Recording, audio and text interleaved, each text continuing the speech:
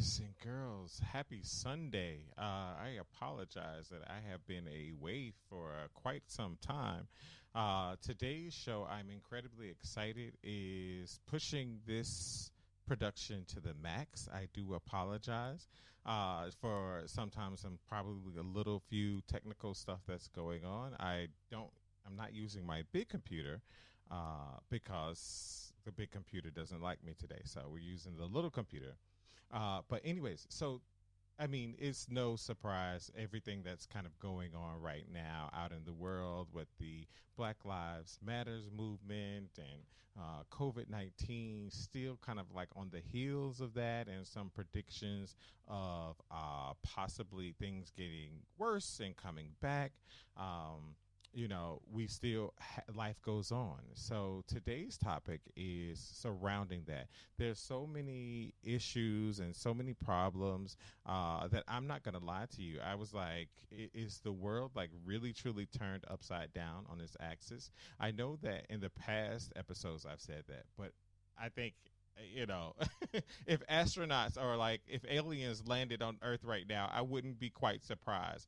So anyway, subscribe to my channel, check out the promo, and then I'll come back with my guests.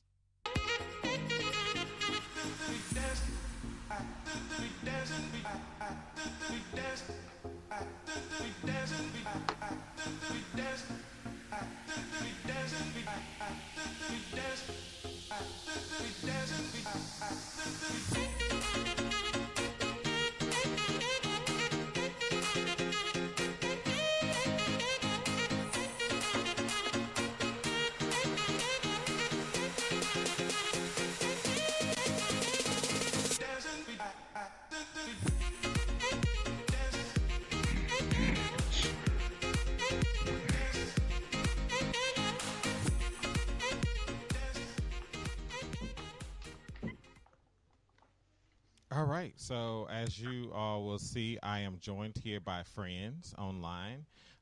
Today we have Dr. Kenneth Mitchell online, who's joining us, Mr. Jacques ATN. We also have Dr. Ernest Grant, who is joining us, and we also have Mr. Cyril Josh Barker. So, I am incredibly excited that you guys are taking out your Sunday because, again, with all that's left to do, it's amazing that that I think any of us are able to sometimes sit down. So what I would like to do is start with Dr. Ernest Grant. Would you please introduce yourself and tell people about what it is that you do? Dr. Willis, happy to be here. I'm the president of the American Nurses Association, which represents the nation's 4.3 million registered nurses. Yes, which is a tall job, by the way, sir. So yes, it is, especially right now. Right, especially right now. So thank you. I can't tell you enough how much this means for you to be here. We'll move on to Mr. Jacques ATN, our community activist in Atlanta, which we know is a very hot spot right now. Yes, my name is Jacques Etienne. I am an educator. I've been in education for 7 years. I'm also passionate about social justice and building stronger communities. And I'm currently working on my second master's in industrial organizational psychology. So thank you. That's my lens. Yes, and you are educating our youth in predominantly minority-based educations or school centers, right? Yes, So, I teach. so share that. That's big. That's huge. Yes. That is very huge. And Dr. Kenneth Mitchell. Good evening, gentlemen. I am Kenneth Mitchell. I'm a life coach in private practice. I am also responsible for serving as the executive director and project director for TRIO programs at the Renaissance Education Group. So a little education, a little training, a lot of community worker like roles in terms of those things that impact our communities. So yeah, honored and feel good to be here with you guys today. Thank you. And you did say author, correct? And author, yes. Right. You author times 1.5. Right. uh, You definitely promote Renaissance that Way because I coming think out. putting our lives in books and putting our stories in books Right, right. is So I'm working tremendous. on my second piece. It's called the Judas Moment, coming out this summer, dealing with betrayal in our lived experience and how we overcome that experience. Right. Awesome. And last but surely not least, one of a person that I've probably known the longest on here Yes. is Mr. Cyril Josh Barker. I knew him when he was a young man in Yeah. as a freshman at Alabama State University. So Yes. We've known each other a while. exactly. And now moved on to being a big time you introduce yourself. Certainly, no problem. So I'm Cyril Josh Parker. I am a reporter and online editor for the New York Amsterdam News here in New York City. It is the largest and oldest African American newspaper in the city and one of the oldest in the country. And I'm also a co-host on 107.5 FM WBLS. I co-host a show that actually aired this morning. So those are my two things that I do. Right. Well, thank you. Well, you gentlemen really, truly represent the diversity that I feel is so necessary in this conversation. Because as I was sitting down thinking about this, I was like, wow, there's so many players and there are so many possible people that need to be present. And I was like, well, who's seated at the table that can provide the conversations, right? And so I would like to start with Dr. Ernest Grant, and Dr. Grant, take the time if you, as much as you need to basically express kind of like how sitting at the table is, whether it be sometimes in a very formal sense or informal sense, being again. We're all black men, which is just very real. I was thinking about kind of like the lived experiences. I don't know of not one black man that has not been affected by what we're fighting about. So I would love to hear from you, Dr. Ernest Grant, about kind of like what you feel like is the role or your role is, in leading this charge. Well, thank you, Wesley, for the opportunity to express that.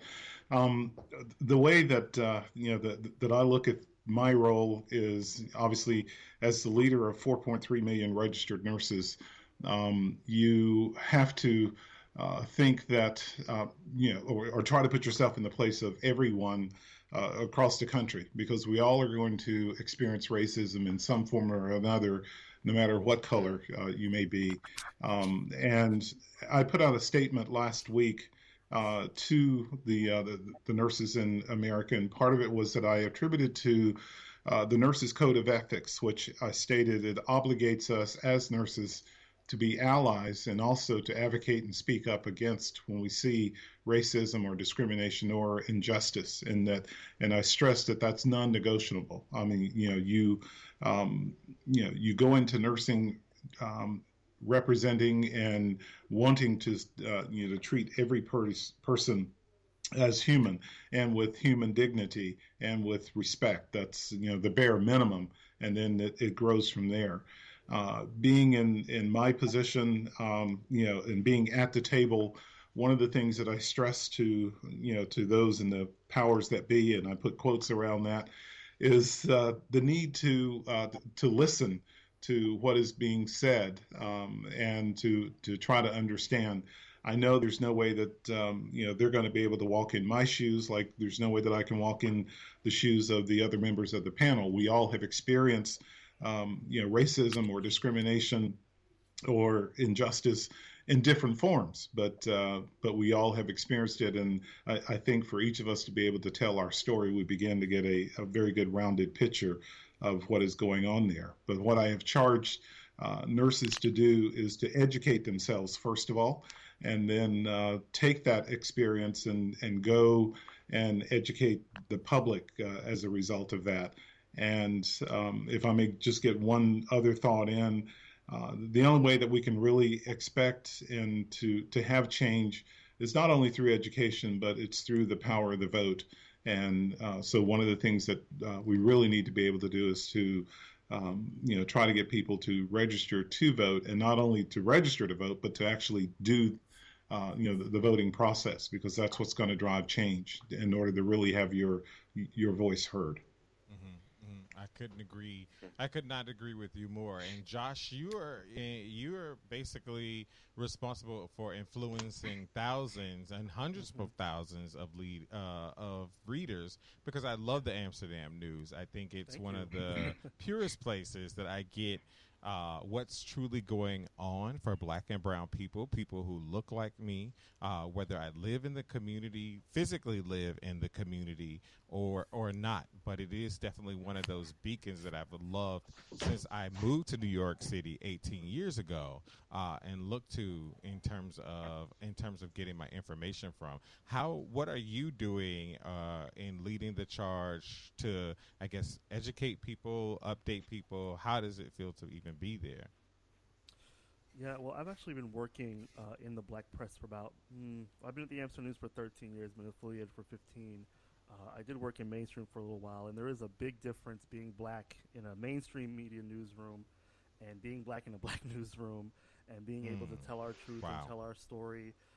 And luckily, I work at a very long-standing, treasured historical newspaper. Our paper was founded in 1909, so we've been there on the front lines, since the beginning of the century, and so I feel so fortunate to be there. Doing this work, you come to the realization, you learn a lot of history when you work at a Black newspaper.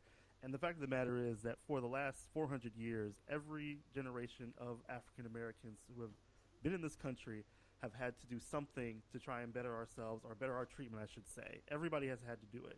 From slavery to Jim Crow to now. Every generation has had to do something and be an activist in some way to promote and see that we get better treatment. And so what my job is to kind of document everything that happens and how people are doing that and let them know what really is going on. I get a lot of questions from people asking me about why things are so different now, why people, the number one question I get from a lot of people is, why am I seeing such a diverse number of people at these rallies and so active? And that's because that more people are starting to realize that there really is a clear problem in this country when it comes to the treatment of African Americans, especially our men. Everybody, but, the men are what we're seeing, George Floyd and Eric Garner are what we're seeing. And so one of the things that I've been able to do at the Amsterdam News is write our story unapologetically, not use code words. I can, say what pretty much I'd like about what I think is going on with our community and how people are treating us without offending anybody, because our readership are the people who are being impacted by it. And so I'm so fortunate to be working there at the Amsterdam News, and what a time to be a journalist. Let me just tell you guys, before I even came on to this meeting event, I was out in the streets. They were protesting here in the Bronx and saying Black Lives Matter, that we're going to be discussing today, and pounding the pavement in our community. And, everybody out there were all types of people, young, old, Black, white, Latino, everybody was out there. And, the fight is on now, and people now want to, and the people are asking themselves now, what side of history do I want to be on? And the decision is being made at a quick instance. Do you want to be on the wrong side or the right side? Do you remember it as this time as the person who stood on the sidelines? Do you want to be remembered as the person who made change when it happens? And that's just my story right there about what I've experienced during this whole thing. Wow. And Dr. Mitchell, I'll punt the ball to you. Okay. My world is kind of split between a couple of different duties, but still in the same space, and that is in the area of education. I think one of the most difficult spaces has been to provide some degree of stability for students in the K through 12 environment, and then to talk about what are we doing in terms of preparing this next generation of college students that will be starting school in the fall, and that specifically aligning with my work in TRIO. I think back to the beginning of the year, and I remember everyone saying, it's 2020, I got crystal clear vision and blah, blah, blah, blah, blah. And I think the thing about where we find ourselves in this space is that we have to be careful what we speak, because, of course, the quarantine has provided us with this opportunity to really examine what's working and what's not, what we're ready to handle and what we can't. And I think what has added the layer of complexity is it has provided us with an opportunity to see clearly how we fit in the world and how we don't fit. I think my biggest challenge in some of the training workshops, it's difficult not to be on the road training because I do like that piece of my job. But we converted everything immediately to remote learning, and so all the training converted to the remote space. But what we found is that you can't move this whole socialization space because that's what education provides. It's not just about what you learn in the classroom and on the blackboard, but it's also how we develop this culture about becoming an adult and becoming an informed citizen, and how in moving all of that to online mediums, have not always considered what impact this is going to have on kids. And so I've had more conversations with both educators and with parents about students and how they are responding. They just got to do their packet, or they just need to go online and do X, Y, Z. But what we have to remember, school is the only space that provides some sense of normalcy, irrespective to where you fall on the socioeconomic level. Like you can go to school and you ain't poor, right? When you're in college, that you're not, you don't have to be, right? Right. But all of a sudden, you're on these Zoom calls, and the background and my backdrop is showing what I have and what I don't have. And we see this space where students are feeling uncomfortable, where even in the college prep piece, students don't necessarily feel as whole in terms of their interaction in the classroom. And we as educators have had a hard time. I am zoomed out in terms of doing workshops with kids and certainly with adults in terms of hey, let's just do a Zoom. And it's like, but I'm an extrovert, right? And that classroom space, what does it feel like to be in the house when you really want to see students and be with practitioners and doing that work? And what is it like when you are having a dialogue with a cohort of seniors or high school students, and you see someone that you don't look right, right?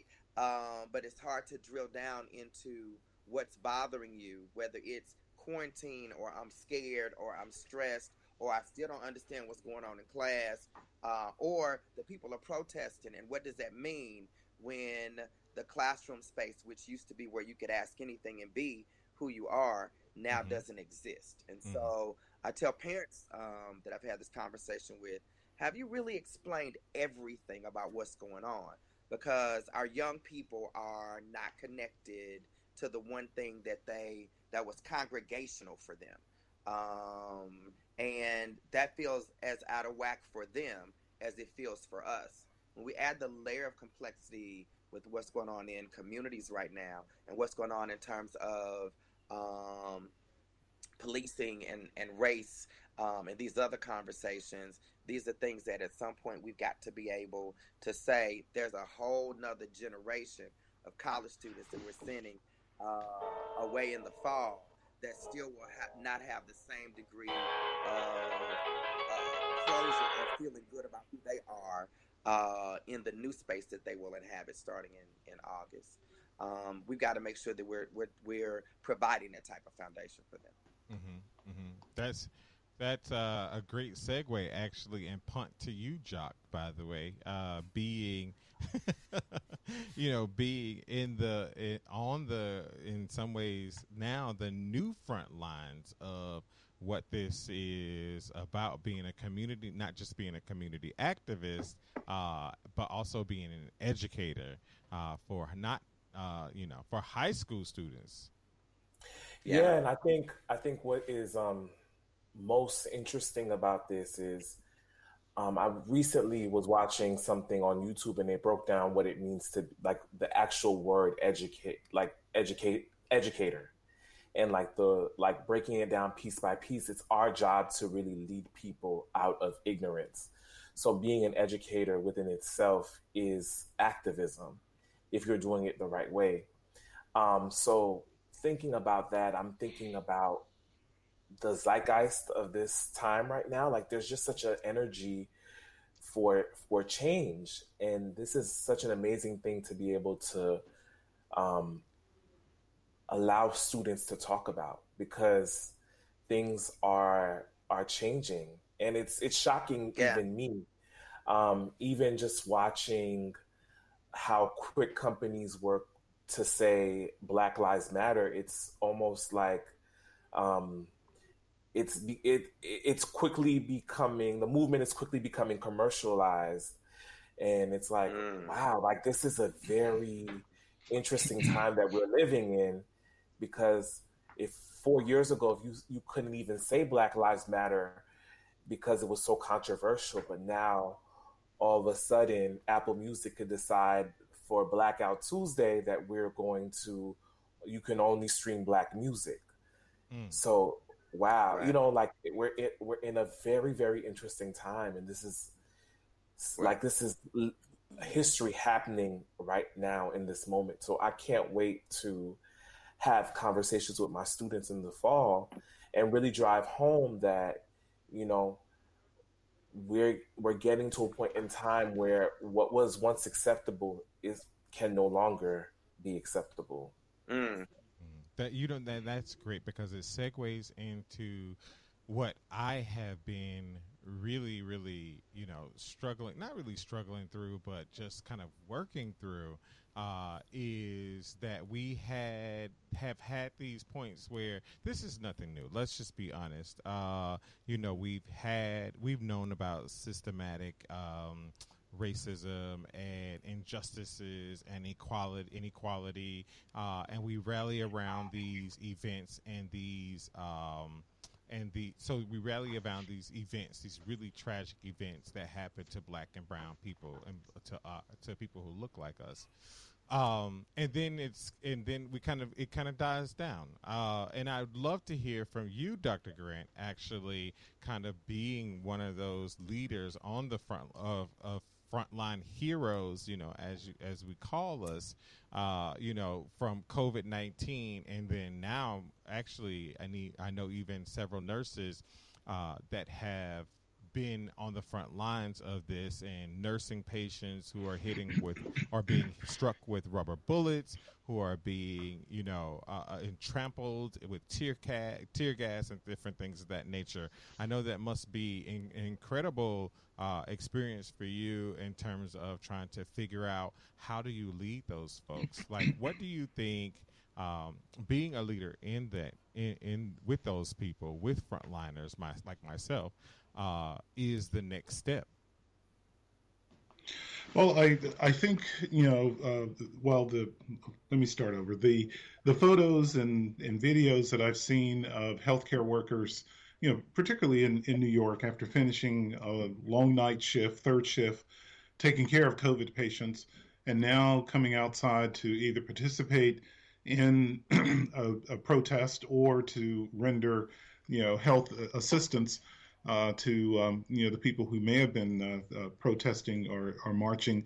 It's a sign of just who we are. I mean, as nurses, we're very resilient. We seek for the best in everyone, and we're taught to again, as part of our code of ethics, is to help in any way that we can.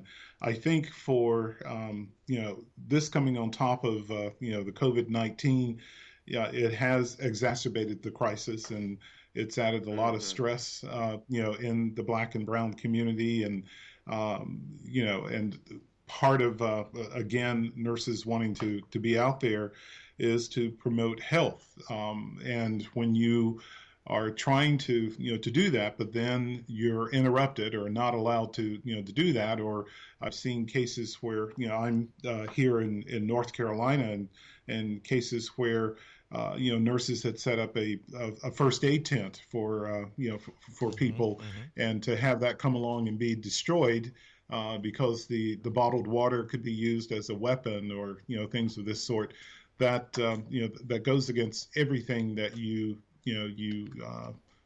essentially went into nursing for, which is to render aid and assistance. And I really just can't fathom really a true answer for that, other than obviously educating the officials that we are here to render assistance to both sides. It isn't an us or them, or them against us. it doesn't matter, who you are. If you are in need of help, that's what we're there for. We don't see color. We don't see, sides or whatever. Granted, yes, we know that we have to decide upon which side of history we want to be on. But when you see your fellow human being who is injured or is hurt, you're going to render assistance one way or the other. But I think they're showing their solidarity and their unity with the protesters by offering to go out there and to offer first aid. And I think that sends a very powerful message of who we are and what it is that we as nurses do. Right. Being and what you just said, Dr. Grant, resonates so deeply with me. I remember, so I'm struggling through the nurse's name. I think it may be Nurse Dodd, who was arrested by a police officer because she refused to go against a patient's wishes, who was unable to consent to draw his blood, draw the patient's blood, and she was arrested, and she was kind of in most ways brutalized for just doing her job. And I think about, again, we talk about police brutality, and just I guess a moment of a clarity for myself. I always figured I'd marry a nurse or a police officer because I thought that we had the same, not just same kind of stressful work schedules, but because our goal as people, as a profession, resonates with like helping your community and looking past all of those things. Like as a nurse, I can't say that I don't see, but one of the things I can't treat a individual who comes in and they have a different belief than I do. I don't get that choice, to kind of treat them differently. And I always thought that way about police officers, right? So then to now come up on like where it's not just sometimes guys in blue, like the incident that happened in Buffalo with the older gentleman being pushed down on camera and being said that that he tripped and that they didn't even help the gentleman. So how do people, Jacques, I guess, in similar situations as I am, like a teenager, educated, a person who's growing up, kind of like, how do you help them try to manage that in a very real way, that it's not like, oh, these are bad, policemen, or that all policemen aren't bad? I think what we're coming to realize is like this whole scenario, like this whole idea of this bad apple situation. That's a myth. It's not a bad apple, it's a bad system. So I think what happens is you get a lot of good people who may be well intentioned in becoming police officers, but the system is so corrupt that they could knock a 75-year-old man down and he's bleeding and they walk past him to go make that arrest. So that's how toxic the system is. And then on top of that, those two officers were taken into custody for pushing that man down. And upon their release, their fellow police officers were outside cheering them as they were coming out. So right there, you can see that there is a systemic problem with policing, where they really believe that the police officer is always right. And it's such a dangerous thing. Like the most dangerous thing you can do in America is try to challenge a police officer. You can lose especially if you're Black and brown, you can lose your life behind that. You cannot embarrass or put down a police officer. You can lose your life. We're dealing with fragile egos, lots of toxic masculinity, and it's pervasive in their culture. And even if you are a Black man, or even if you are a woman, you still are part of this system, and you have to go along if you want to be successful. So I'm interested to see what reform is going to look like. And I'm glad that especially white America is being able to see that they don't care who you are. They will knock grandpa down. That's how toxic the system is. Right. right. Wow. Yes. So, Kenneth, I'm punting this to you because you are also an educator, and this is a challenging question, Coach. Go, Coach. Yeah. Yeah.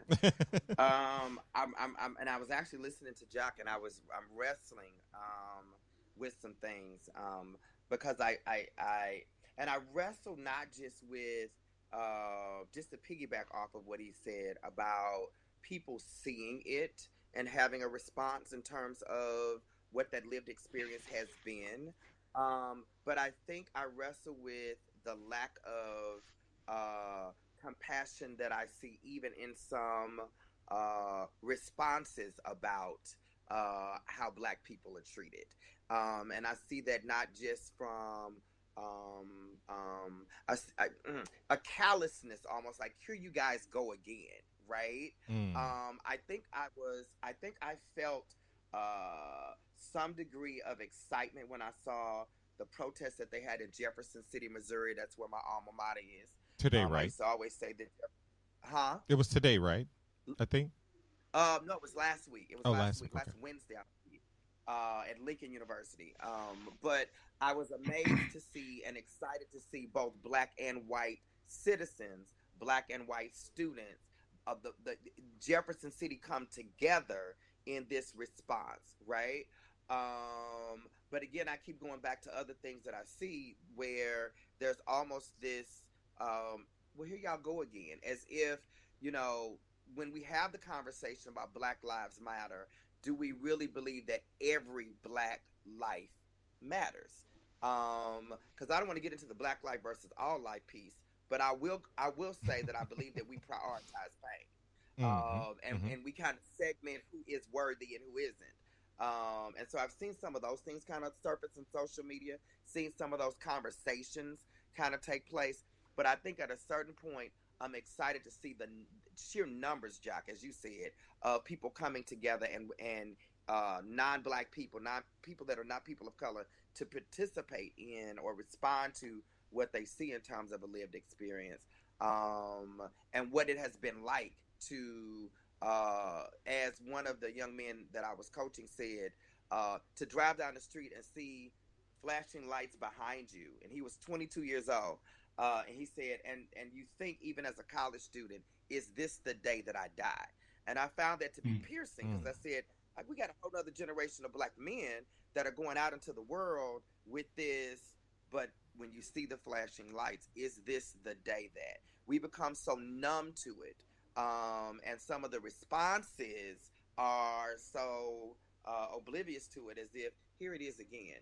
I think the reform needs to have some teeth to it. I think it needs to be tangible. I think one of the things that needs to happen, one of my former professors said at that rally, he said, but who are you? What is your agenda? And this was an open call to the students that were saying Black Lives Matter. What is your agenda, and who is your leader? And I feel like, so, because as we shape what needs to happen, right? And I'm just saying, at a certain point, we've got to be pushing either a piece of legislation, a piece of something that's concrete enough, a standard change that's systemic to the system that we know does not work well. But it needs to be something meaningful and tangible. Now, but if you go to the Black Lives Matter website, the platform has been there. It's there. And I think what we're seeing now is we are seeing whatever they have put in place is working, because we've gotten to the point where us Black people, we've shamed our white friends enough that they're finally coming to our aid.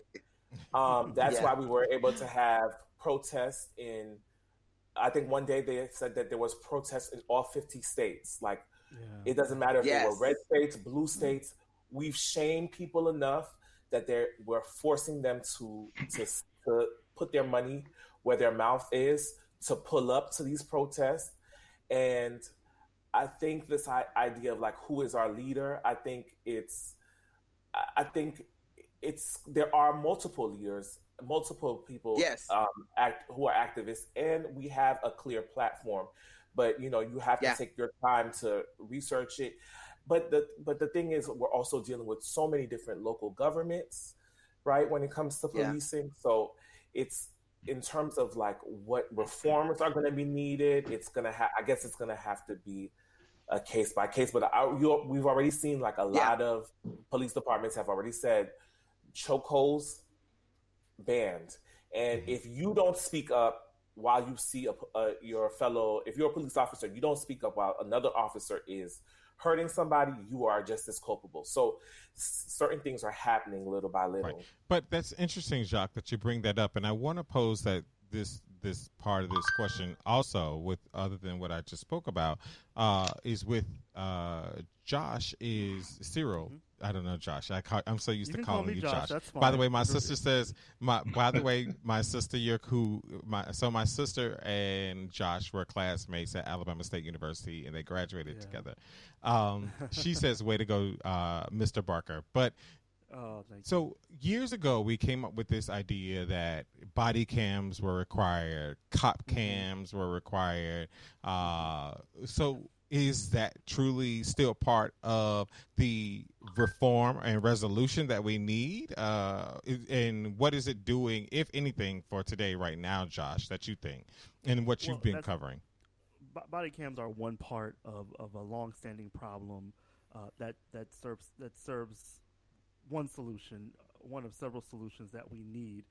Because body cams always don't work, and for some reason, sometimes body cams get shut off. So that's just another thing that we've seen that we've heard that plenty of times from police departments. But I think that those are small solutions that can help.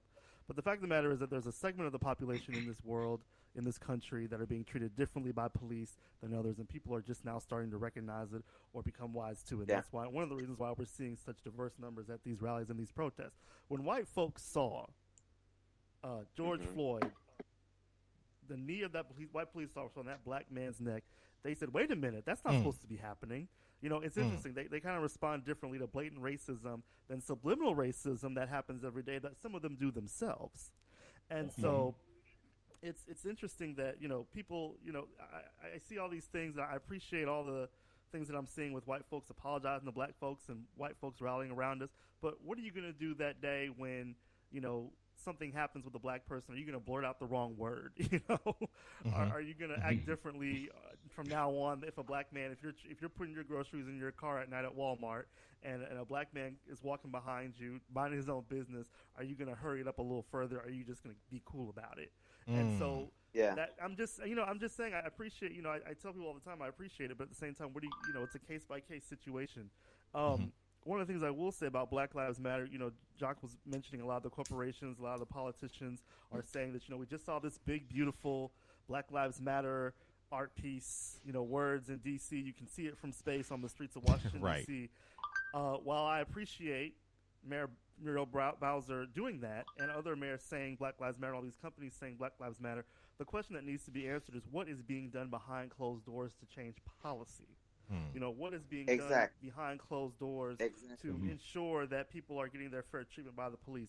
What is being done behind closed doors to ensure that the black community is getting its equal fair share when it comes to health care and services and social services in our cities and in our neighborhoods? And those are the questions that need to be answered. Now, when it comes to police, one of the things I will say that I am glad to see, in fact, I'm actually going to be doing a story about it this week, hopefully, is we're seeing a lot more officers be disciplined. Wesley, you just mentioned the situation in Buffalo. Those cops, they got suspended.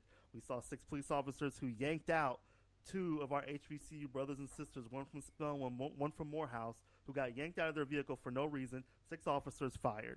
We saw this police officer that put his knee on George Floyd's neck fired the day of. That's something I've never seen before. I'll be honest with you about that. However, what's being done about the officers that are still out there who have that mentality and bring those racial overtones with them when they're working, because that's what a lot of our white police officers are doing. They are taking those stereotypes, those notions that they have about us, what they think about us, and incorporating that into their jobs, unfortunately. And that's what's being dead. But that's what's killing us.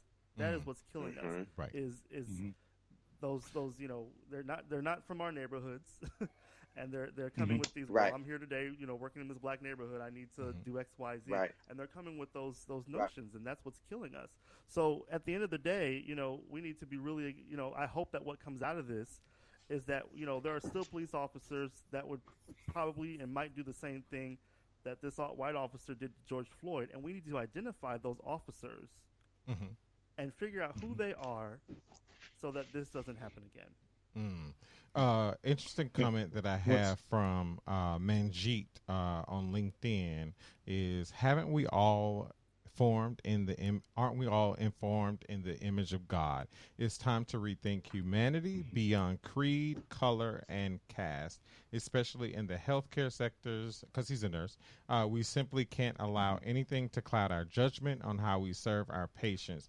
We are global healthcare heroes. We lead by example, and leading by example is what I thought that all of us as service members were doing. Again, like we said, nurses and police officers and the like. So that's interesting that we recognize that we're supposed to be better than, but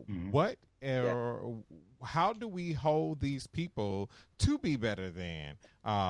Is my question for you, Dr. Grant. Thank you. I was just jumping at the to sort of answer along with Cyril's question or comment. I think we've got to hold ourselves and our leaders accountable for or accountable to committing to reforms and action. It's a two-way street, and we've got to be holding to the fact that when a complaint is made, we need to. There need to be something in place to ensure that that complaint is taken seriously. It isn't just swept under the rug or is, ignored like it has been in the past. And I think this is something that, as we begin to see the police being perhaps under the scrutiny of maybe, a public review board or something like that will begin to notice some change.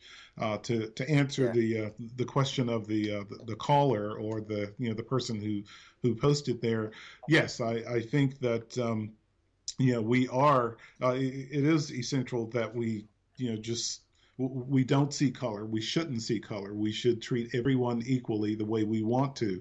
The problem comes in is that either life experiences or depending on, who your parents were or who and what they have experienced as they were growing up or within their culture, we don't associate with those people or things like that. It becomes embedded into us. I'm sure we've often have heard it said that a baby is not born with prejudice. This is something that is learned. So we've got to start with the young people that are out there, who, by the way, have begun this change because, back when I was growing up, I was, when I was young and we first integrated to schools, it was, it was a trying time, but, you look at the millennials and the Gen Xers and, the group that is there now, they have grown up not seeing color essentially, and they've gone to, suddenly are beginning to recognize that this person that I've gone to school with all my life, who I, have always viewed as, not seeing color, but as my friend or whatever else, I don't like the fact that they are being discriminated against or that there's blatant racism. And so for the most part, this is why we're seeing such a huge change with the young people that are out there marching. And I applaud that because it's, they have, they begin to see and to sow the seeds of a different society, that what we'd like to see happen. But it's a matter of all of us just really, identifying what it is that we need, what we want, and how are we going to get there, and how we're going to hold people accountable. And again, it goes to what I stated earlier, being able to vote at the box, but you want to be educated about who you're voting for. What, do they identify with you, or do they have, or with your ideas, or do they have a proven record of, being progressive and, not showing acts of discrimination and things of that sort. It's almost like I know I'm rambling on, but No, I no, just not had at a all. thought too that it's almost just like after, you know, 1865, when the Civil War was over and all these laws were put in place that were supposedly designed to, to make Black Americans, put them on an equal footing, if you will. But then suddenly somebody decided, oh, we don't like that, so we're going to put laws and things in place that will, make it a little bit difficult. And then the laws got more and more stringent and more stringent. Hmm. Hmm. So if we begin to experience this now, we need to make sure that laws, if laws are passed, if that's what it takes to, to bring Yes. about reform and change, they've got to be airtight. There's no way that, so that either put them in as part of the, another amendment to the Constitution or something that would, so that, there's a lot of grit and teeth that's going to hold these laws in place, Mm. and not 25 years from now we're going to see a dismantling of that. Something you Exactly. said, Dr. Grant, and I want to kind of like pivot with you utilizing that, is that the comment about that today's generation are being raised to recognize and hold their classmates accountable. But so I remember growing up, and my mother, who's watching today, and she's commenting out of control. Being told before I went away to Alabama State University, which is a historically black college and university, being made very clear that, between Montgomery and Tuskegee, you don't you look down, you say yes sir, you say no sir, you do what you're told, and you move on. Dr. Mhm. T. Clifford Bibb, and I love Dr. T. Clifford Bibb because he kept it very real. He was he kept it very real. You do not speak back, you do not speak up. And I'm like, but that goes against everything you're teaching in humanities through the African American experience, which was the class that he taught. But are those messages still important to be taught, Jacques? Because I want to throw it to my millennials first. Mhm. Um, so first, I wanted to say, like, I hear a lot of idealism in like these conversations of like not seeing color, or how can we make sure that as people who are, whether we're teachers or nurses, that we treat everybody equally and the same. I'm gonna say that I am firmly against this idealism of like not seeing color. Color is present. Like, your experience as a person of color is something that you carry with you everywhere you go, and it's not, even though the system is bad, it's 400 years in the making, and just by saying you don't see color, you cannot dismantle it or take yourself out of the system. I think it is important to teach kids about who they are. I think one of the reasons why police have so much issues with black people is that they do not understand the complexities of being black. Mm. Like, I don't know if you guys have ever played the game Black Card Revoked, but Mm-mm. when you play that No, game, I you haven't. see all the intricacies of being black. Mhm. If you're in the car with your black mother and you want to get McDonald's, what is your mother gonna say? You got McDonald's money? Exactly, exactly, That's what my exactly. mama So used to say. we have such a rich culture and personality that if you do not take the time to understand it, if you do not have the cultural awareness, then you are always going to find yourself wanting to be aggressive with black people. And where, you know what I mean? But so Mhm. I'm just saying, like, we have to really have really we need to make sure that cultural competency is a part of all of these careers. We Mhm. really have to understand who we're dealing with. And I think it starts by, like, me as a teacher, I make sure that I just listen to my students and understand where they're coming from, and um, understand who their parents are. With my school, the majority of my students come from one housing project. So understanding how the living conditions are there, that will influence everything that happens in my classroom. Josh? Mm-hmm. Yes. Same question to you. Do those messages, and you know, we both went to Alabama State University, so Yeah, I don't know if that kind of will probably definitely influence your response about the teaching. I don't know if you took Dr. T. Clifford Bibb, who taught humanities. I knew who he was, but I didn't have him. But I know who you're talking about. Exactly. So he was very clear that you don't question, you don't fight.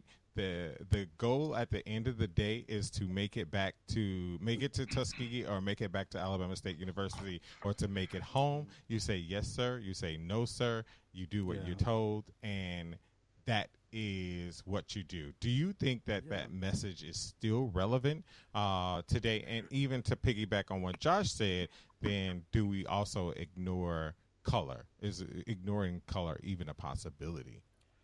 Well, to the latter question you asked, no, there's no possibility that you can't not see color. I there are all these, I don't see color. I don't see you as a black person. That doesn't work, because if you're not seeing the color, then you're not seeing me. Because with my color comes what Jacques just said, a whole culture that you might not know about, that you should be opening to know about.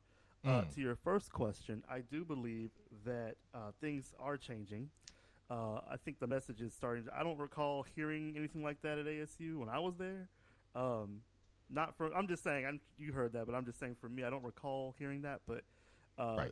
I mean, one of the commenters, Jamu, said that was not ASU, and we went to school together, so I don't know. Yeah, I know Jamu. Yeah, I know. Right, exactly. So, Jamu, you must didn't take the same humanities through the African experience class that I did. But okay. Yeah, well, no. Let me just say this. I think that more people are starting to speak up because they know things are wrong. There was a time in this country where black folks were told, "Listen, you don't talk to the white man. You don't do such and such to the white man. You don't do." Mm-hmm. And as time went on and time went forward and things evolved, black folks started speaking up and feeling more stronger and more emboldened and more empowered. You know what? I'm not going to take this second-class citizen stuff anymore. I'm going to speak my mind. And sadly, a lot of us had to pay the ultimate price for it, and still are today.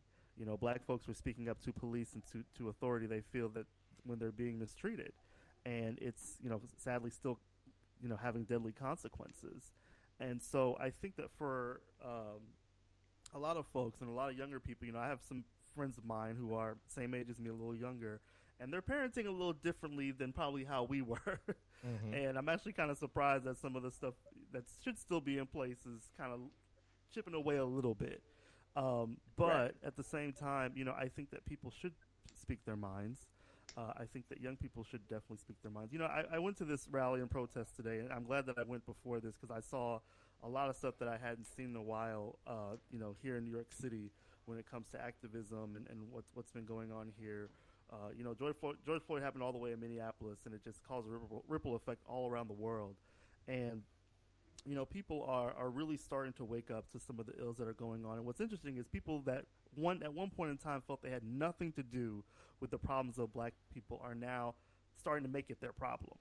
Because they know someone. As someone said, we're more connected now. We're going to integrated schools more. We're working by each other more. Some of us are even going to the same churches, as white folks. Right. Black folks going to church together. There was a point in time where black people and white people didn't go to church together. Now we are. Mm-hmm.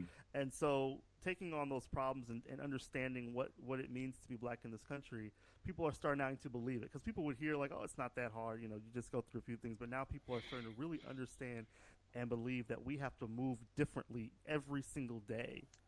From the time we get up, from the time we go to bed, to even things we see on television, how we even interact on the internet, on social media, we have to move differently. And I love that. Yeah, it's the truth. We have to move differently. Right. And so, Dr. Mitchell, you and I, we're very close in age and probably heard some of the same stories and preachings and teachings from Big Mama. From Big Mama about what's right to do and what's wrong to do. Actually, somebody says Alfonso says. Let me scroll down. No, that's not it. He says, "You're right, Wesley. My sons and his friends no longer value the yes sir, no sir, or yes ma'am, no ma'am." Yes, Gen Xers were taught this, especially growing up in the Haitian and African culture. So I think that is. I mean, Jacques can probably speak to that in terms of like the idea that respect is given to whether people in authority, also not just people in authority, but elders and different stuff of that nature. So, what are you seeing, Dr. Mitchell, in terms of do you think that this message still needs to be taught, and that part of the problem, I shouldn't say part of the problem, but that the difficulty is that not teaching this, so what some people may say, go along to get along, is kind of like what we are dealing with now today, because these young people and even old people are absolutely not going for the okie doke. Absolutely not. Right. Well, let me start off, Wesley, by saying, Dr. Willis, by saying that we are close in age and have a lived experience that kind of mirrors each other in terms of upbringing. So, um, yes, I remember the yes, ma'am, and no, ma'am, and yes, sir, and no, sir. But I'll take that one step further. I live in the South, and I now live in the South. And I also say yes, ma'am, and no, ma'am, and yes, sir, and no, sir to people of color. And so it's not just a matter of the respect itself in those spaces in terms of getting back safely. It is a part of the culture, right? But going back into the lesson that I'm okay with, let me say that I'm okay with, and I do it. So coming back though to the space of making it home safely, I tell my students that they need to pay attention to their environment.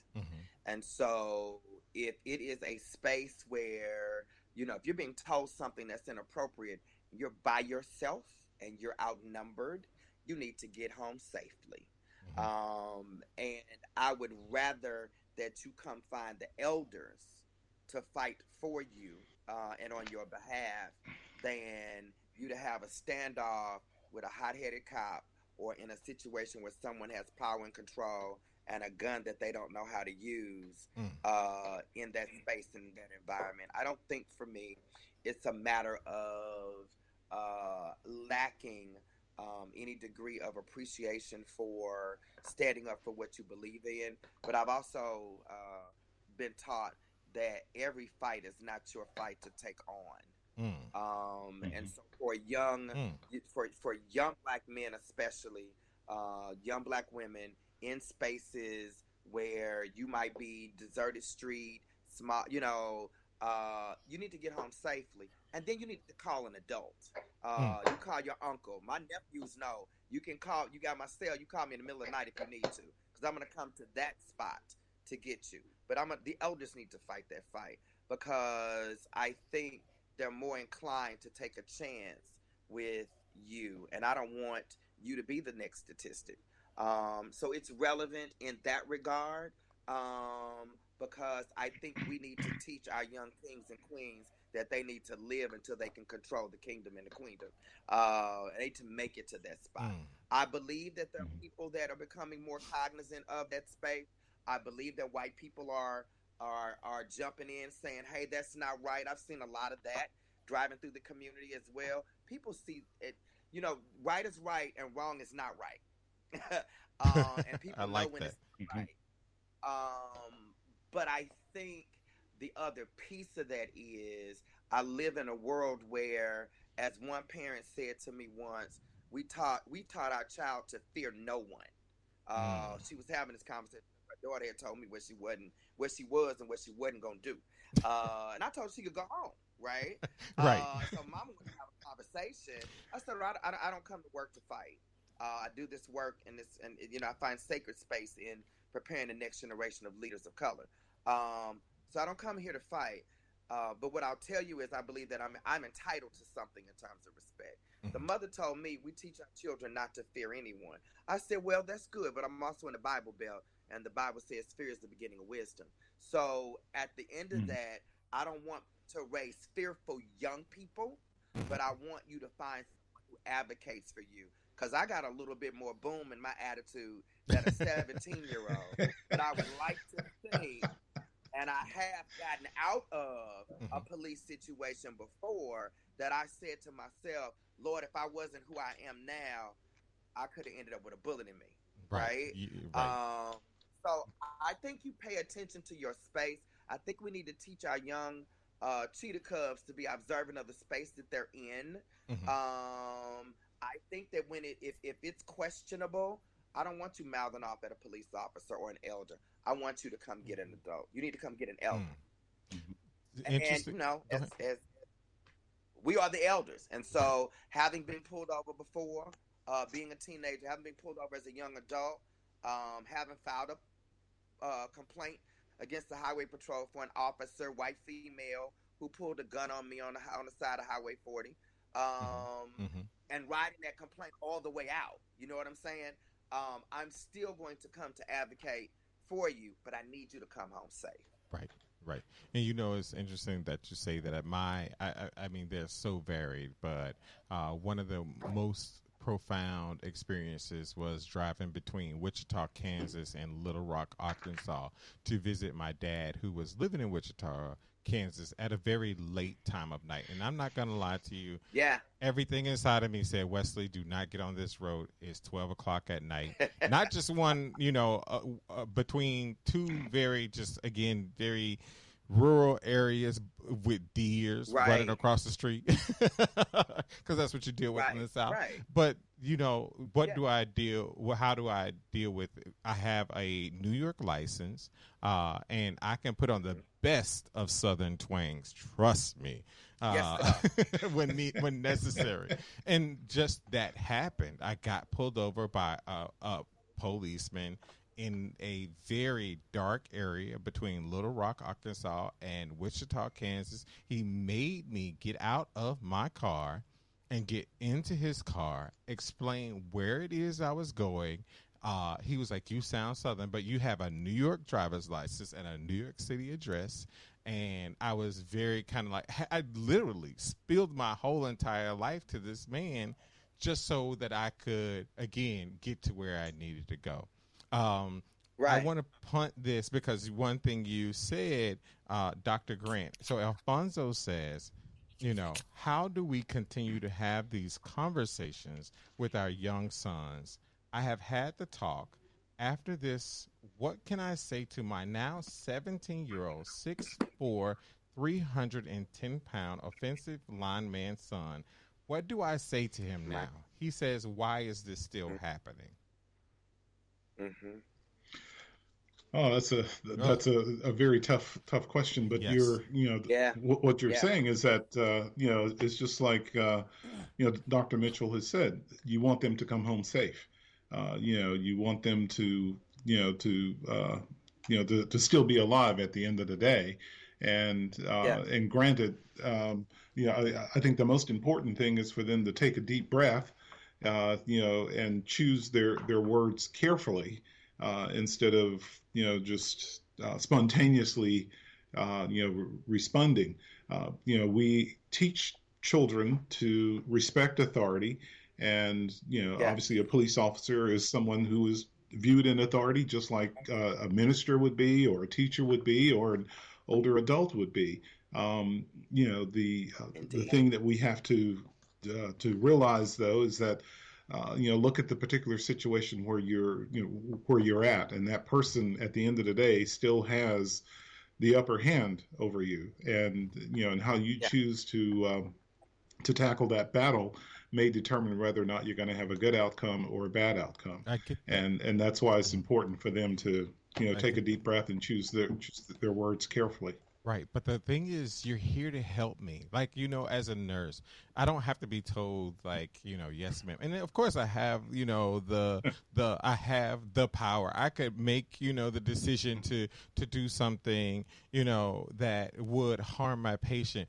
But my patient says, you're here to help me at the end of the day. You're not here to hurt me.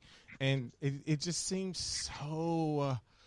still so counterintuitive to what what these people are assigned to, like their life duty, because it's not easy being a nurse. It's not easy being a police officer. It's not easy being a teacher. So this is true. You channel that energy, somewhere else. I mean, I'll admit I have taken care of people that I knew who were white supremacists, and for your audience, my background was Burns in critical care, and you're dealing with a situation where people are in a lot of pain and suffering, and yes, there were people who would either try to make it seem like that you were their servant, or that or they didn't want you to take care of them, didn't want you to put hands on them, and etc. And you just handle each situation differently.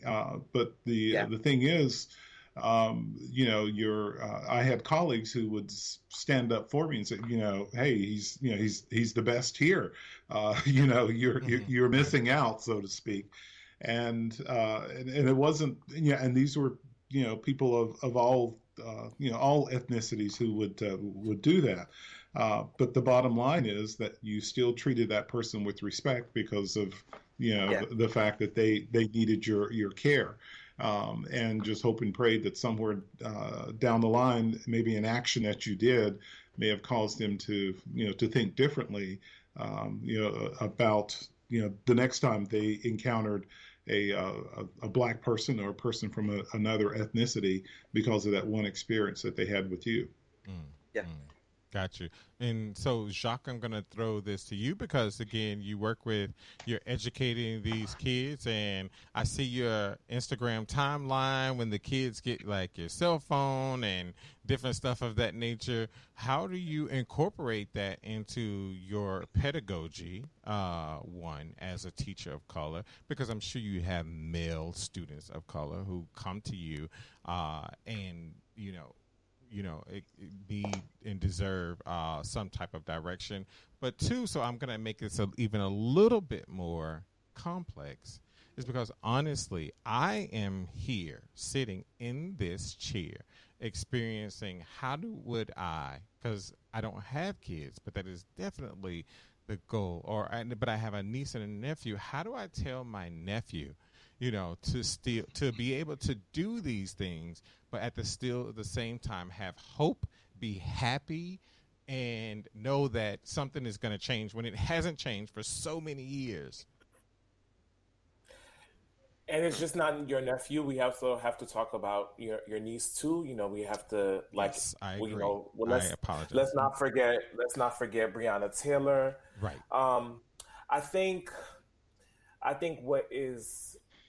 I think first and foremost, I'm gonna go back to what was said, I think, by Dr. Kenneth, in regards to this respect.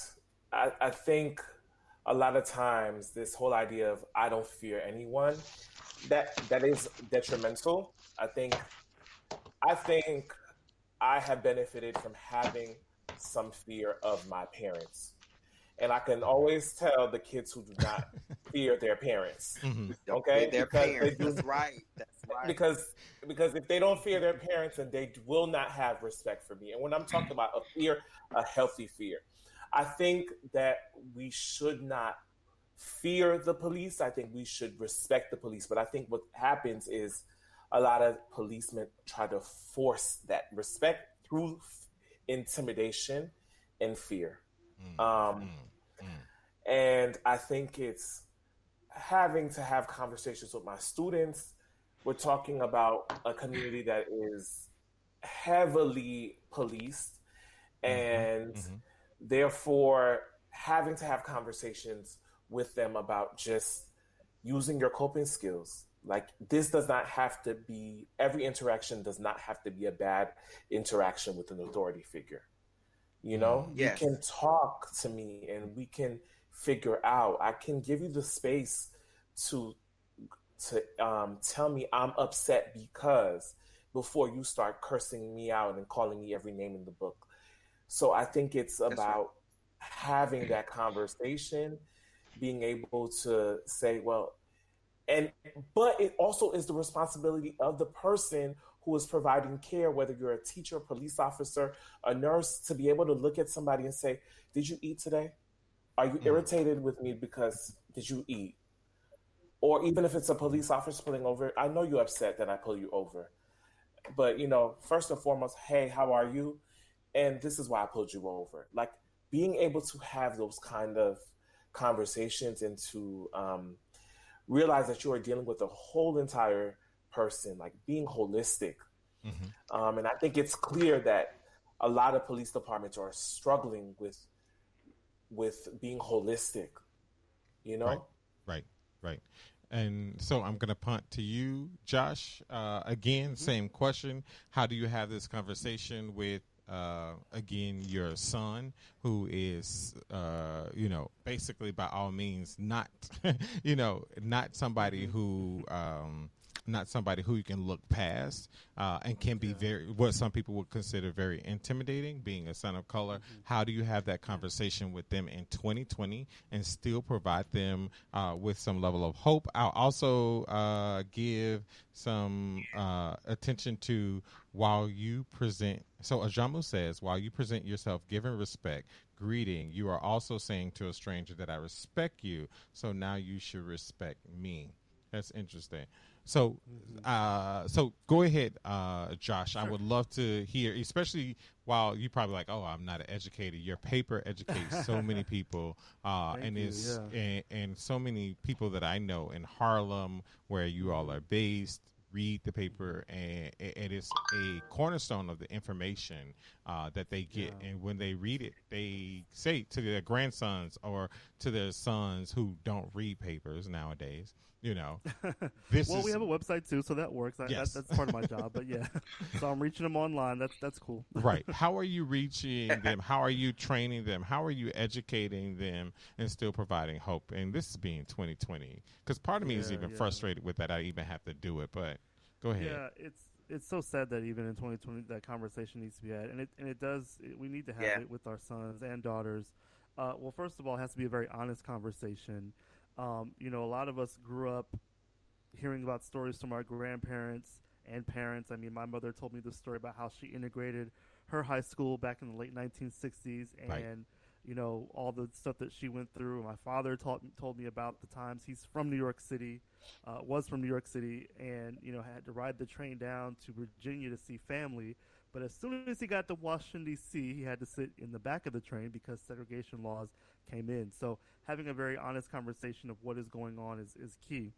You mentioned the publication. I do want to say I can honestly say we do a good job of constantly reminding our readers about their rights and what to do in certain situations.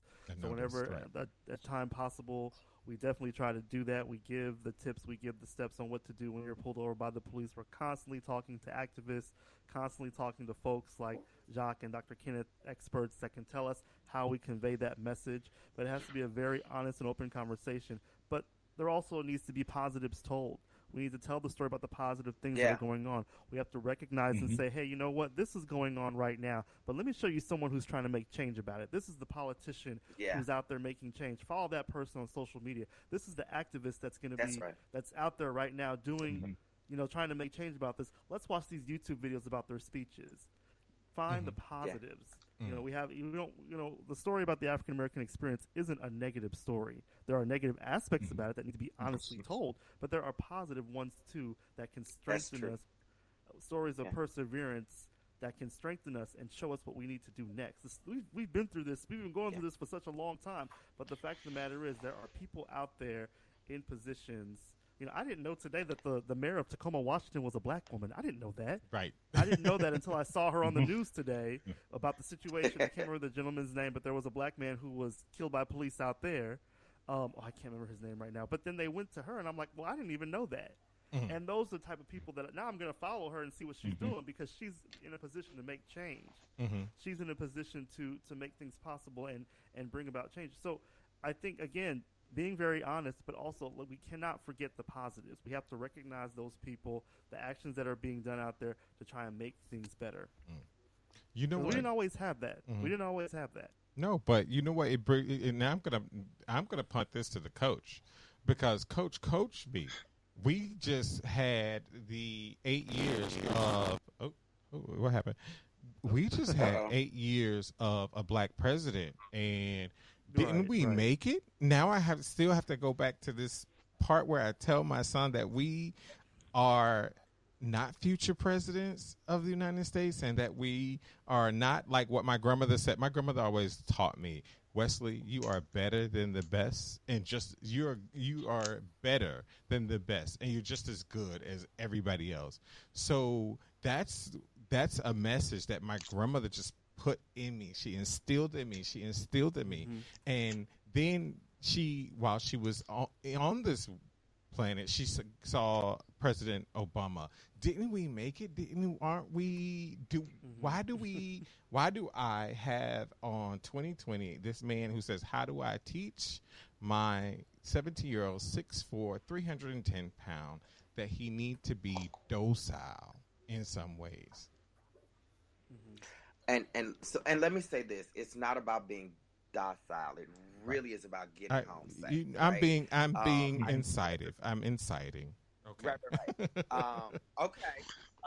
Because I think that whole walk away from fights you can't win, and especially when we start talking about black masculinity, becomes that's a whole other uh, conversation. now that's a whole nother conversation. So hear me when I say I would rather that, like I said, I'd rather that you come get the elders. Let me fight for you, right? So that his son makes it home. Let me go back to the Obama story and Obama being the president for 8 years. I'm so glad you went to that because I posted. Now I got people texting me in the middle of this conversation.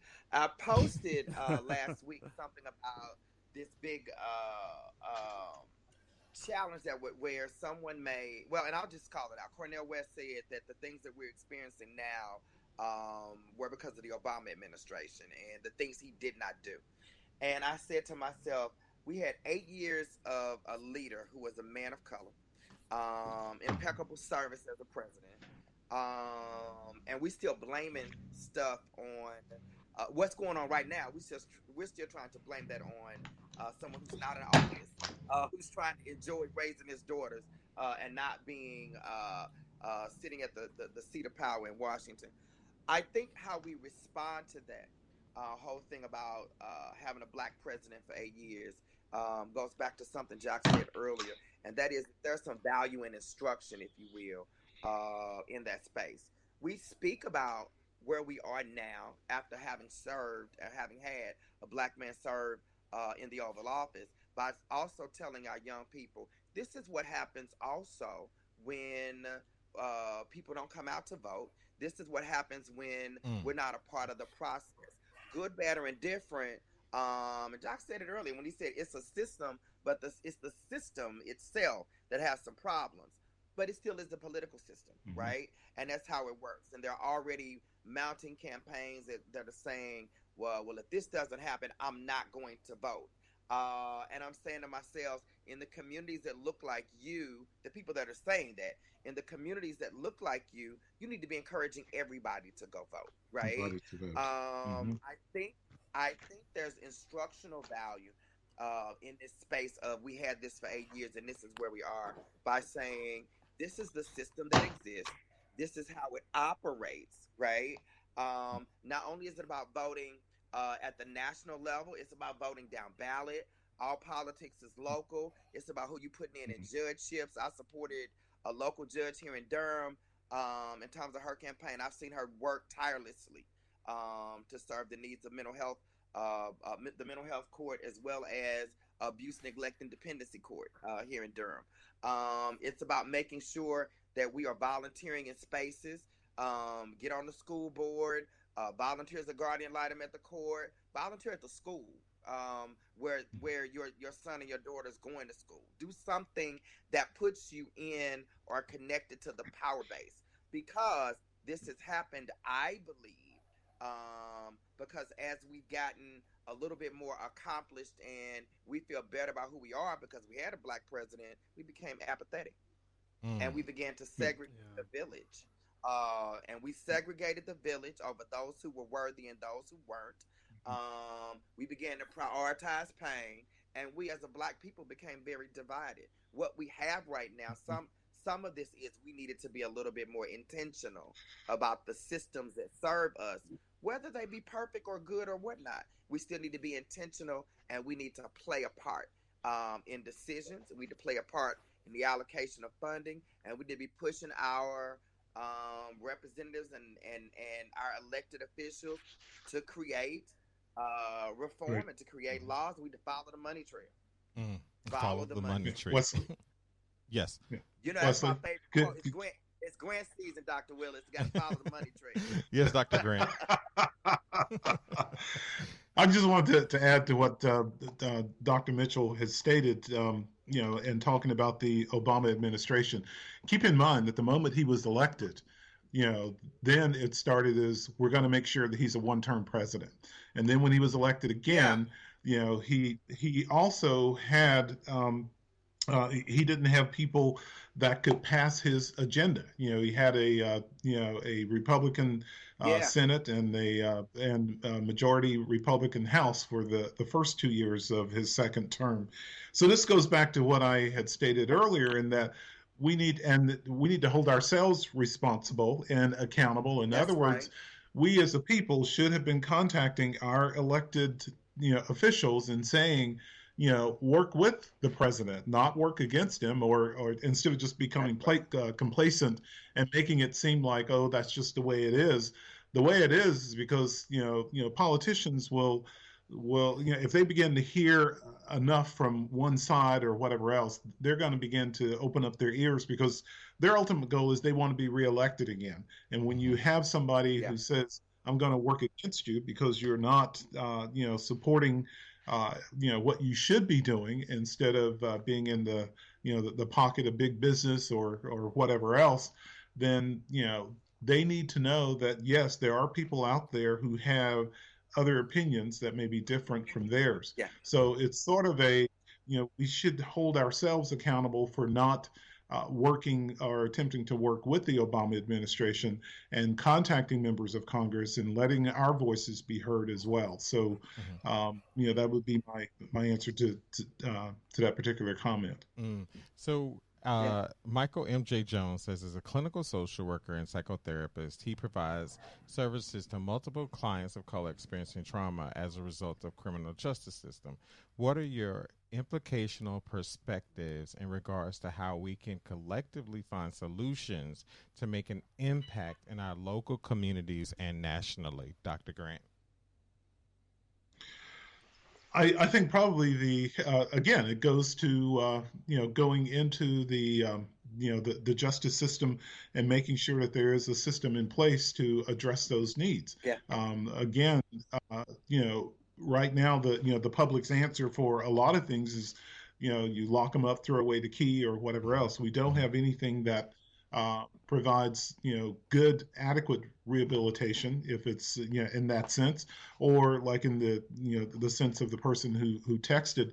What are the resources that are available that prevents someone from either becoming a repetitive individual, a criminal, or at least seen as going through a revolving door, if you will, within the criminal justice system, but giving them the resources that they need to be able to lift themselves up so that they can, be able to have a different lifestyle, or have, at least just the bare minimum, if anything, instead of being punished for the fact that, you may have, crime may have been committed or whatever, and you get out, but then there's no resources available for you to be able to try to change, your situation. So, offering them, educational courses or training or something that would, be able to, put them on the other side of the track, so to speak. Right. We got a lot of comments. My mother loves to get on my lives. Your mother loves you. My mother loves to get on my lives. Remember your situation when I worked in Clayton County, which was actually, Mom. It wasn't Clayton County. It was Clantown County. Yes, I do remember that. John Moo says he's really trying to listen. Elizabeth states, yes, Gen Xers was taught this, especially growing up. Oh, well, no, I said that earlier. She said that she's seen so many organizations and corporations say they stand behind Black Lives Matters. What's the action plan? Not a 10-minute, once a year cultural diversity competency. And that's for you, Jacques. I mean, I think it's so appropriately so, considering especially when she says cultural competency, you held me to the fact, that I didn't say her name. My niece is very much, a target. Black women are also, a result of this. Another part of that is I noticed that your timeline is very dedicated to recognizing that Black Lives Matter should be very inclusive of cis, trans women, LGBTQ. So we part out and we parse all of these things. I would like to know, what is the answer? Because cultural competency is now all of these things that you want. Yeah, because we have to understand that when we say Black Lives Matter, it's all Black lives. And that is sometimes very difficult for some people because they're like, well, I'm a cis heterosexual man and I don't really, like gay people. I don't really like trans people, but they're still Black. And an attack against them is an attack against all of us. We are not free until we are all free. So I think that is something that is powerful about Black Lives Matter, is really pushing that it is for all Black lives. And that's tough, but we're one, we are a family and we have to really push, so not only do we have to shame white people, but we also have to shame people within our own community to say, like, what you're doing is not right, and is actually watering down the message. Right. And that's so something what I wanted to go, even though we only have a few minutes left. What happens in our house, we I don't know for y'all, but Big Mama always told me what happens in our house stays in our house. We deal with our own family. So how do you part out all of these things and still keep the movement going? And I would love to hear that from you, Josh. Can you repeat the question one more time? I'm not really so Jacques talked about the importance. I just want to get one by one. Tell me again.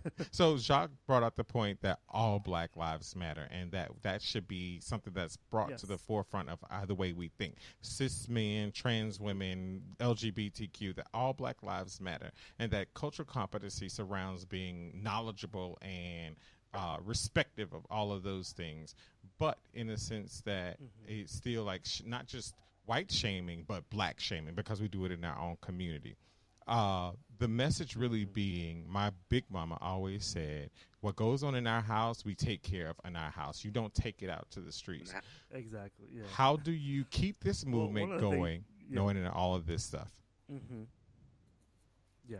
So one of the things that I constantly have to battle with telling our story that I get from a lot of different people is, well, y'all cover the white police officers killing the Black people, but what about the Black crime going on in the community? So it's kind of a similar situation, and I'm kind of like, one of the things I always say on my radio show whenever someone calls in with that question is, we're very good at walking and chewing gum at the same time. So we don't need someone from the outside telling us how to keep things in order. I get that question all the time on the radio and on email messages from me. The people email me all the time talking about, well, what about the stuff that's going on within the Black community? And I always just kindly tell them, I say, we're very good at walking and chewing gum at the same time. We can take care of both problems and still fight for ourselves. But, and that speaks to what I mean here with all that, is that we can take care of problems from within. We do need to be educated on a lot of the issues that are happening within our community. Violence, for example, that's happening in our neighborhoods. One of the things about this time of year, I always have to deal with our shootings that happen in our community. So we're dealing with the shootings within from our neighborhoods, and then we're also dealing with the problems that we're having from the police. And the fact of the matter is we're able to take care of both problems at the same time. And that's what I try to get across to people, is that we're very good at multitasking. I think we've been doing it for the past 400 years on all fronts, and I think we can still do it. Right, right. And Dr. Mitchell, Big Mama said. Big Mama said. Big Mama said. I Big Mama said it. I think one of the things that I see is, and I kind of am piggybacking a little bit off of Josh, is the but. That it is easy for us to say this is important, but what about this? Like there's something's missing without us. I go back to that prioritizing pain, right? So Black Lives Matter, but Black Lives Matter when all lives matter for us, right? But as Josh said, we don't need you to tell us that we're still working on some of those individual pieces. I think I had a conversation yesterday, and it was about how in the Black community we become very segmented in a lot of ways. In terms of the village, we go on talking about it takes a village, blah blah blah blah blah, but we create little pockets of worthiness inside the village, right? So and so's doing real good, but they used to be this, or so and so used to that. I think as a whole, we've got to come back into this way of thinking where we love all members of the community unconditionally, and that we take back this delimiting your experience, where there's something about who you are that we want to highlight and amplify in a way that says, yeah, Black Lives Matter, but you're gay. Black Lives Matter, but you're trans, right? That at the end of the day, everybody that looks like me is going to be Black before we open our mouth or before we open our bedroom door, right? So at the end of the day, that how we engage in the greater good of society, right, still carries this hue, this melanin that makes the rest of the world or mainstream community not give value to our contribution. And we've got to value all of the individual contributions inside the village if we want to make sure that we can have a united front that says to everybody else that all Black lives matter. But that starts, I agree with you, that's something we can handle, and something that we need to be responsible for. We need to be accountable. We're calling it out when we see it, right? You can't preach love on Sunday, but then say, but you still going to hell. Or you know what? I'm turning this off because you start no fight up in here. Uh-oh, was I starting a fight?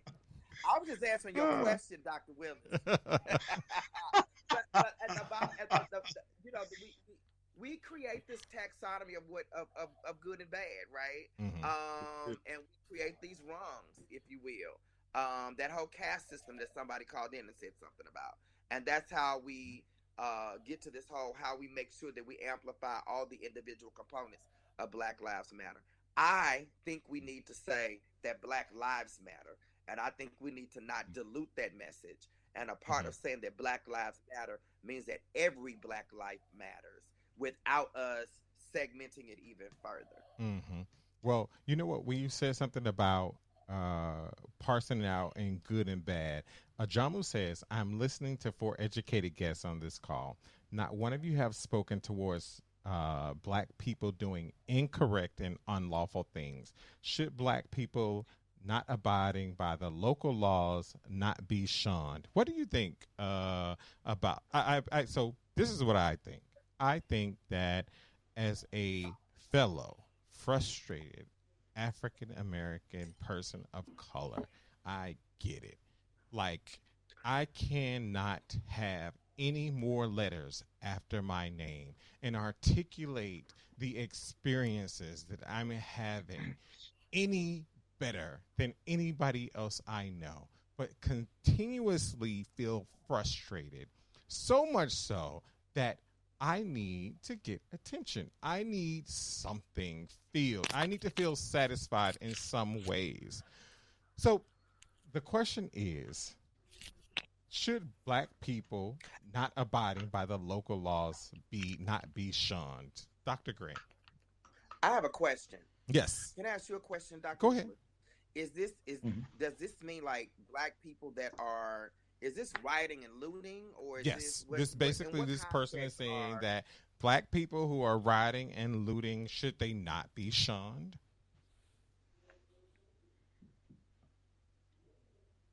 Okay, so it's I Yeah, is there? I I'm sorry. No, I think I so. personally Mhm.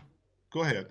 No, I saw. So I said I added my own point in. So my answer to Mhm. Jamu was, I personally, I don't think they should be shunned. I will say that luckily, it's luckily for, I guess, the law, I am in a situation where doing unlawful acts is definitely more of a loss than anything that I could possibly gain. Uh, but if I was like, say for instance, God forgive me, my mother's probably going to act out, where I Uh-oh. don't have much to lose, where I've had a criminal record and I don't have much hope of anything changing. I don't honestly give a shit. I'm burning it down. But in my situation, I'm a doctor. I have a PhD. I have a practice, and I have patience, and I have to be thoughtful.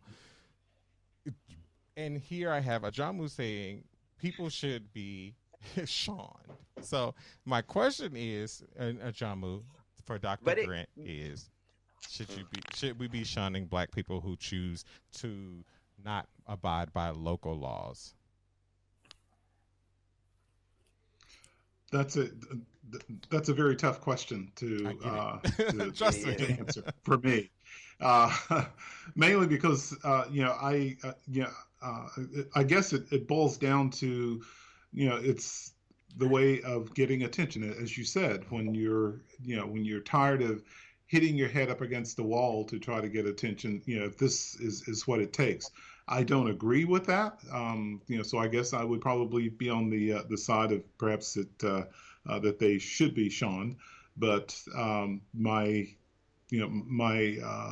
thought is that obviously it needs that we or means that we need to have some further dialogue to try to figure out what is the crux of this, and that is, for lack of a better term, the acting out, if you will, in Mhm. order to get the attention that you need.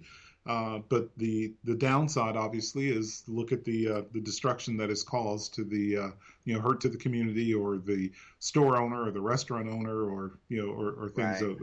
of that sort. Those things can be Right. rebuilt, but in some cases, some of the rioting and stuff that has happened, businesses are going to have to close down permanently. So the community is going to suffer as a result of that as well, Mhm. of that So we loss. I also mean. have Josh? we also have to realize that the child who's not embraced by the village will burn it down to feel its warmth. Right. So Mm-hmm. there's a deeper thing that is going on, is that we people have been saying for the longest time, hey, we have an issue, but it is not until that there is rioting and looting and a loss of property that people all of a sudden pay attention. This is a revolt. Mhm. This is a modern day, even though we are no longer enslaved, this is a slave revolt. People are making it very clear that the system that is in place right now no longer serves me. And you know what? To hell with it. Mhm. Burn it down. And we're not burning down our own communities. I live in Atlanta. My community is untouched. We are burning down and we are looting the Gucci's and the Pradas and the things that we don't have access to, and we are trying to send the message and making it very clear. Mm. Okay. I So I Let me want to just say, jump in this too, Dr. I Willis, just have to if I'm. say, Oh, go ahead, Josh. yeah, I'm just gonna say this. I two things I want to say. I said it on my podcast earlier this week that we do at the Amsterdam News, and I said that a lot of our young people in this city and around the country are having constant interactions with the police, and they don't have to. They're constantly being harassed by the police. They don't have to be. And when it happens enough times, I mean, people were seeing this as an opportunity to be able to get revenge because they've been harassed so much. Do I condone it? No, I don't condone violence. I don't condone rioting. I don't condone looting. However, I do understand it. I do think that people have enough is enough for a lot of people. They've reached their boiling point. When they've had that opportunity to be able to get revenge on the system, as Jock said, they're going to take it. Now, I live in a community where we did experience looting. We did experience damage to some of our businesses. Some of them minority-owned businesses. Whether or not they're black businesses, a lot of them were Latino-owned businesses. I don't know exactly if there were any black ones, but I did see it. It wasn't needed. In the case of here in the Bronx, that when it happened up here, there were situations where there was no protest at all. There was just a crime of opportunity. People broke into. There was one of the pharmacies that was minority-owned that they broke into and they stole all the drugs. Wrong thing to do. There was a situation where there was a computer store and right around the corner from me that was broken into. All the equipment, everything gone. Terrible thing. Should we shun those people? No.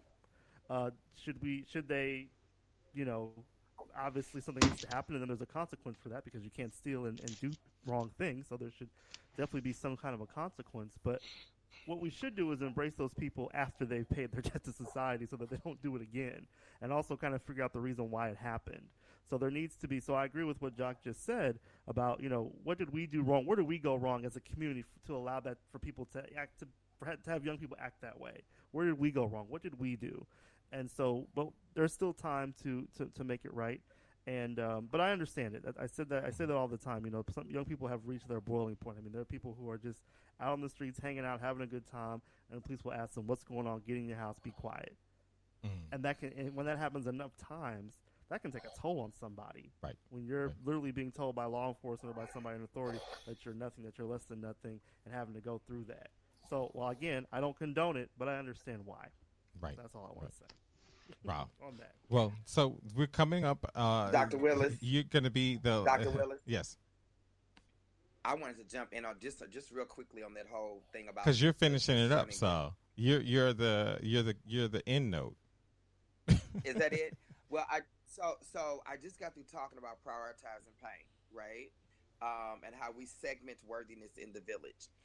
I'm going to say that while it is never what my response would be in a local community as an individual, because what the person that wrote in said, all of us are here, and I think he said something about educated black men. We've said nothing about that. That's another situation where are we able to pass judgment on how somebody else has expressed pain, right? We've all been triggered.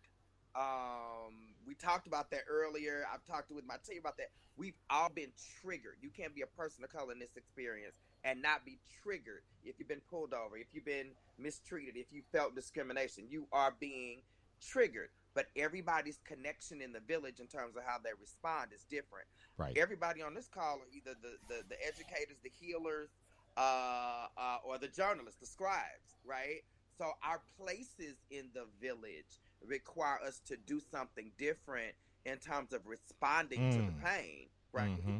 But my real quick answer would be, no, they should not be shunned. Why?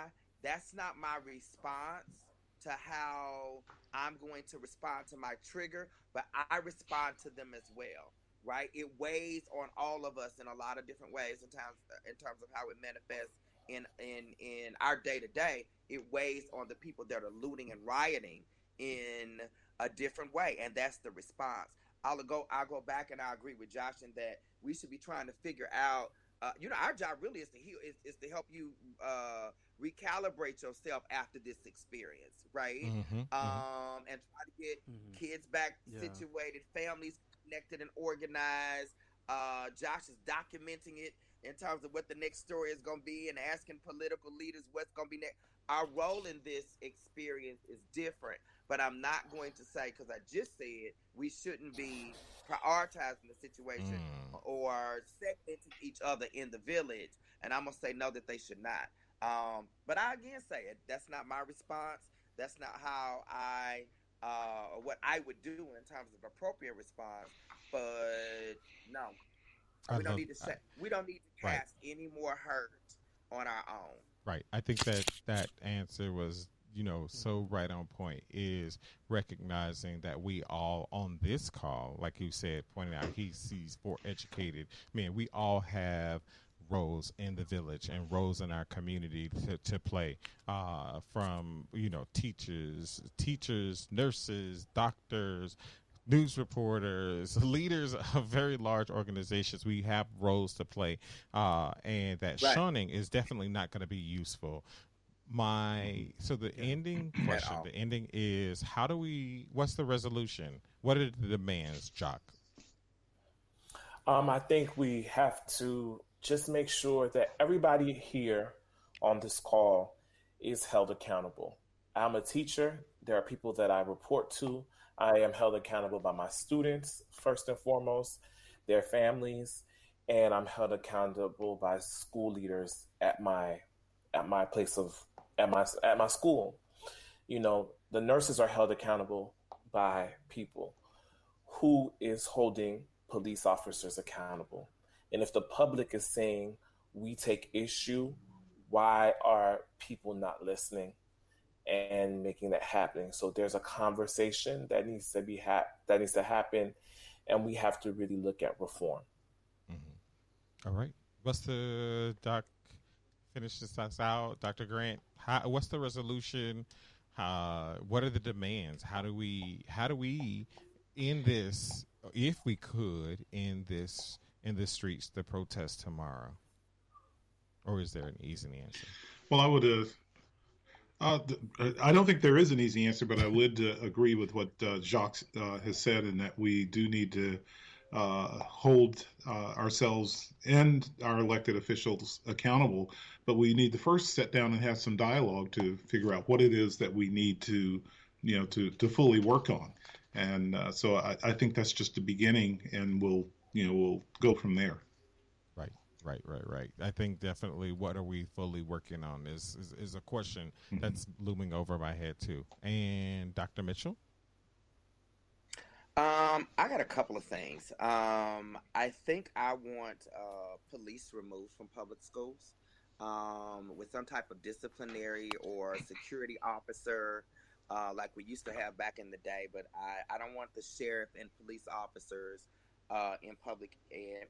I think that there should be some type of comprehensive background check for police officers. In a lot of these situations, whoever the assailant is, whoever the perpetrator is, they've had complaints in other places, right? And I just say to myself, if you had X amount of complaints someplace else, like, how did you make it on this force, right? I think there needs to be some type of comprehensive clearance process where they're checking in terms of their ability to deal with stress, kind of like what we expect from Homeland and other members of the federal agencies. I think that we in our local communities need to make sure that we are engaged in our local politics, that we're holding leaders accountable, we're holding our community accountable, but that people are in spaces. So volunteer on the school board, get on your police commission, go to city council meeting. Don't just go when you're mad. Go to have a face, a voice, and to be a participant. So when these things and these questions and conversations come up, you are a full player in the decision-making process, so that we can move to a stage where we can respond and not react in terms of what's going on in our local community. And we have a say in how things are working, that we follow the money trail, that we certainly make sure that we repair the village. Right. I love what you said. Don't just go when you mad. And you are the last respondent, Josh, to this question. What's the resolution? What's the demands? I know there's no easy answer, but go ahead. Yeah. Well, I was just going to say, Dr. Mitchell, I'm actually doing a story this week about police in the schools, so I'm so glad that you mentioned that. And I think that's something that definitely needs to change, because there's been a lot of over-policing. I think it's a shame that our children, their first interaction with law enforcement is happening at school first in a lot of cases, unfortunately. And that's way too young to even be planting that seed what law enforcement and what it's going to be like. I mean, there are actual jails in some of our schools, believe it or not, holding facilities in our schools here. So I'm so glad you mentioned that. But I do want to emphasize that I believe accountability is key here, but I do want to emphasize something that Dr. Mitchell did say, and that is holding our leaders accountable. There are so many people right now of all colors, all races, that are in positions of power, particularly in politics, who are making a lot of promises to us, who have made a lot of promises to us and are not delivering. And we need specific reforms to police, and we need to be very transparent and open about what those reforms are going to look like. We need reforms in a lot of our social services here in New York City, especially that have not been working for many years, and we need to know what those changes are going to be so that we can level the playing field. So my solution here is holding our leaders accountable. That includes our mayors, our governors, our city council person, our politician, even the dog catcher if we need to hold those people accountable to make sure that. No, I'm just saying, we got to hold everybody, anybody who has any type of position of power, because right now, there are a lot of people who are just giving us, just talking to us about what they would like to see, and we need to see real action from people who are able to make those changes. Right. I love that, from the top to the bottom. Well, gentlemen, we have been on for over an hour and 50 minutes, and this is like historic because I try to never go over 45 minutes. As a psychotherapist, everything should be max 45 minutes, and family therapy an hour. But the family needed to be convened today for this conversation. Yes, sir. Yes, sir. Yes, sir. And we're gonna, and in the words of like my Southern apostolic preacher, we're gonna sit here until we get it right. So I really appreciate you all for sitting with me and sitting with everybody who's watching this, so we can start some like useful dialogue, continue useful dialogue for folks who look like us and those who don't even look like us, like our sisters and our mothers and our grandmothers and our daughters who aren't on this particular panel, because we are all kind of in this together. So I thank you. I really appreciate you. You are loved, and I go and be well. Thanks. Thank you. Thank you so much. Thank you.